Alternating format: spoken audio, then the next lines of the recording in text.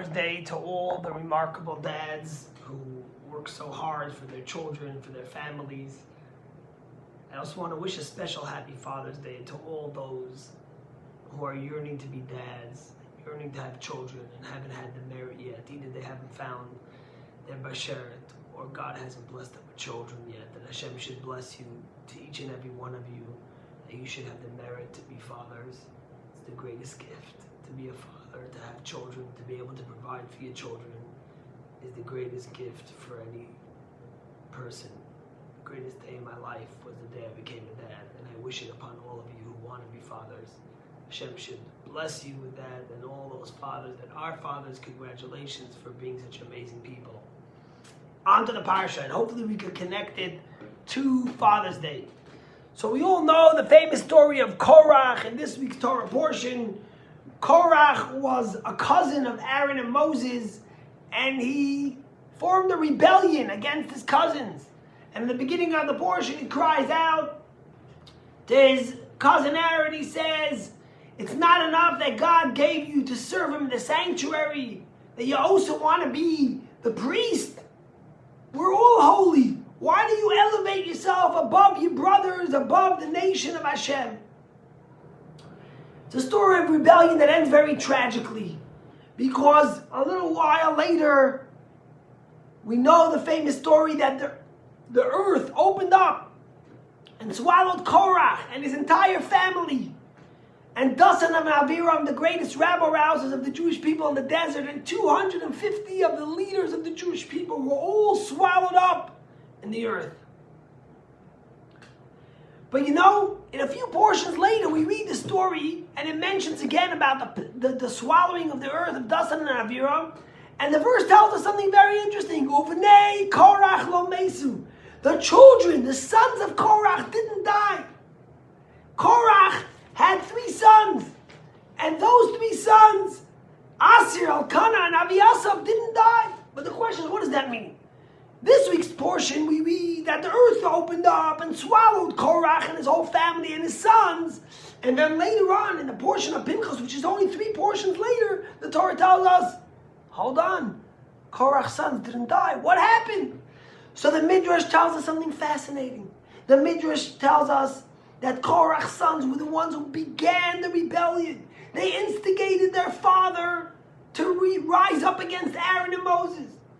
But later on, they repented, and they did tshuva.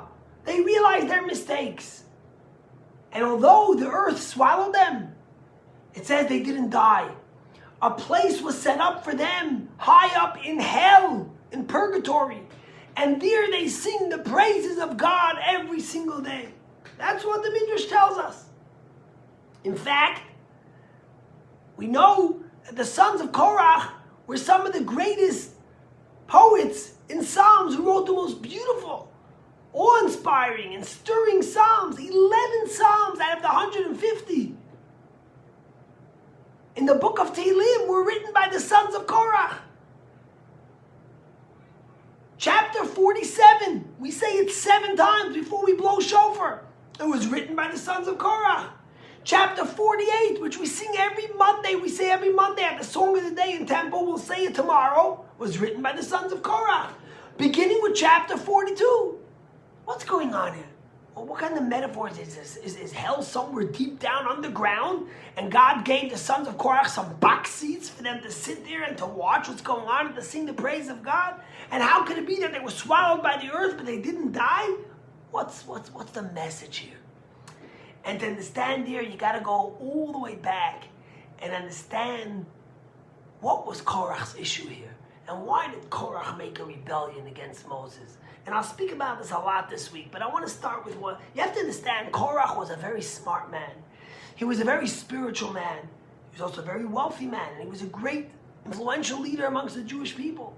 So what was his issue with Aaron and Moses? And why was he wrong? And if you read the words, Korach said, God already gave you to be in the sanctuary. Why do you want to be the high priest? We all want to be high priests. Why should you be holier than all of us?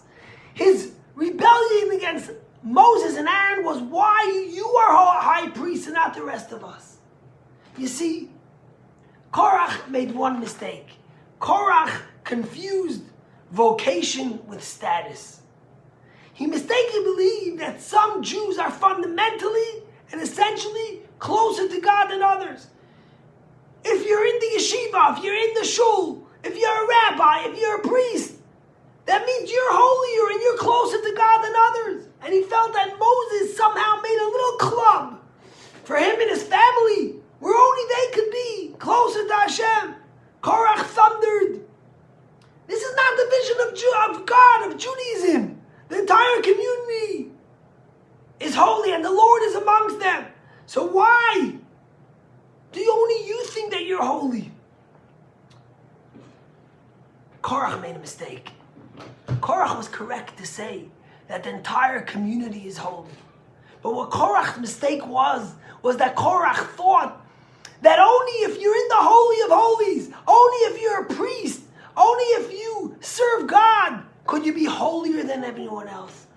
What Korach didn't realize is that wherever you are, at whatever moment, if you were designated to serve God in the Holy of Holies, then you're holy over there. If you were designated to serve God in the boondocks in Timbuktu, by working, by being honest, by having a family, then you're holy there too.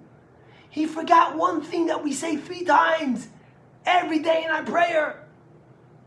Kadosh, Kadosh, Kadosh, Hashem Tzavakos, Meloch Haaretz Kavodo. The entire world is filled with God's holiness. There's no exclusivity on holiness of God. There's no such a thing that I'm a rabbi or that I'm a learned scholar or that I'm a high priest and I have exclusivity on God. Wherever you find God, wherever God puts you at whatever moment, in whatever circumstances, that's where you serve God. And that's where you are holy. So Korach's cry, we are all holy, was right. But his conclusion that you can only be holy by serving God as a high priest was the big mistake that Korach made. And sometimes it happens to us in our day-to-day life. We have those moments when we're holy, when we're in the sanctuary, when we feel inspired, when we feel spiritual, when we feel rejuvenated, when we feel that we could touch and grasp God. But then there are moments when we feel like we're in the abyss, either by our choices or by our circumstances or by a crisis or just because we didn't have the mood that day. But we don't realize that even there, you have a connection, a relationship to God, and you could be holy.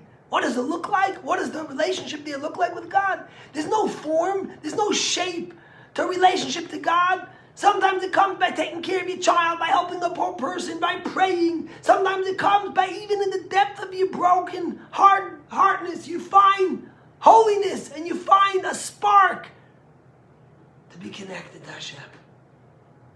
Korach forgot one thing.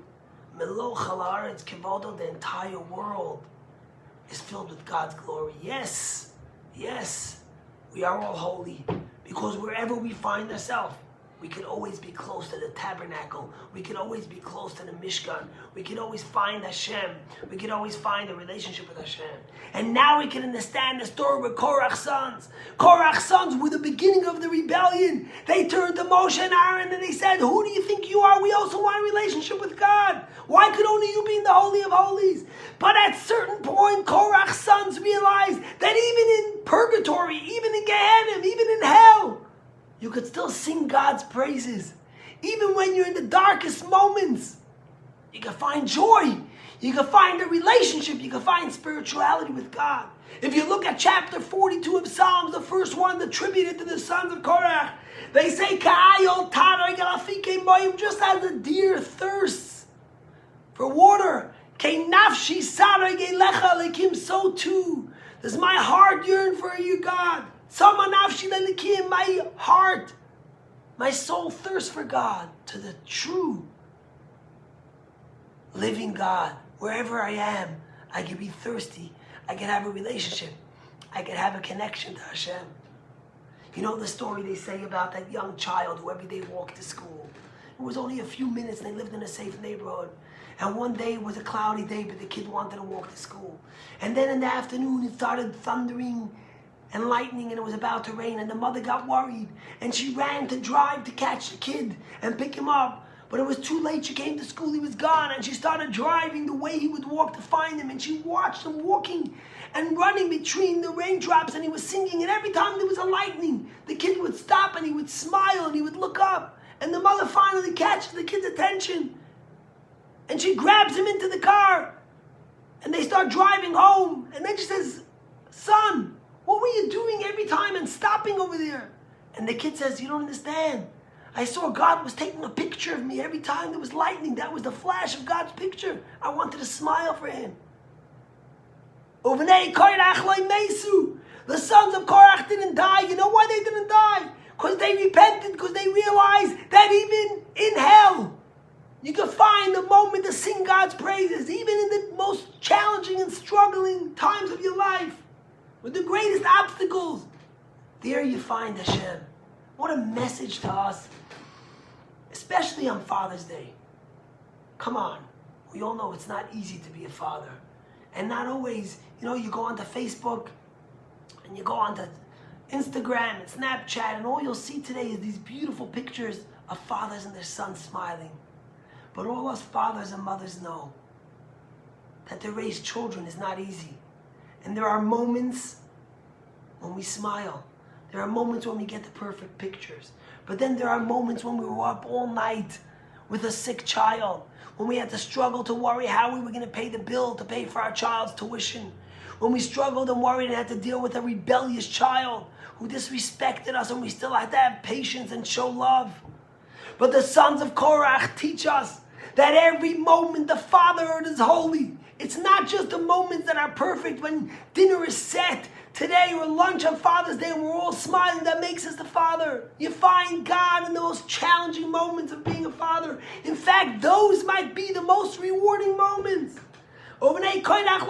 The children of sons of Korach sang from the depth of hell. They realized in the most challenging times you could sing. If you think about the Psalms we're going to say tomorrow, the song of the day, which is attributed to the sons of Korach, chapter 48, they start off and they speak about how God is found in the mountains of Jerusalem, in the holy temple.